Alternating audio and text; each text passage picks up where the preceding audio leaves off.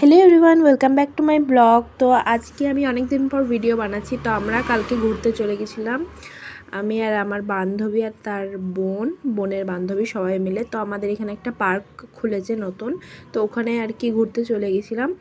দেখলাম ঘাটের ধারে ভৈরব পুজো হচ্ছে, তাই আস্তে আস্তে ঘাটের ধার দিয়ে ঘুরতে ঘুরতে আমরা প্রথমে বিকেলে পার্কের দিকে গিয়েছিলাম। তারপরে বাড়ি যাওয়ার টাইমে এই তো ঘাটের ধারে কি সুন্দর আলো জ্বলছে, এখন দেখতে সুন্দর লাগছে। ঠাকুরটা আমরা আগেও দেখেছি, তখন বিকেলে দেখেছিলাম তো অত ভালো লাগছিল না, বাট সন্ধ্যাবেলায় যখন লাইটিংটা জ্বালিয়েছিল তখন খুবই সুন্দর লাগছিল দেখতে।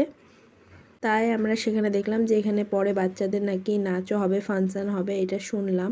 তারপরে এই তো দেখো ভৈরব ঠাকুর, কি দারুণ করেছে ঠাকুরটা, ঠাকুরের বাহন এত সুন্দর লাগছে, মানে পুরো রূপটাকে, ভৈরব রূপটাকে ধরে তুলেছে এখানকার লোকে। তারপরে এক কাপ চা খেয়ে বাড়ি চলে এলাম। আজকের জন্য এতটুকু।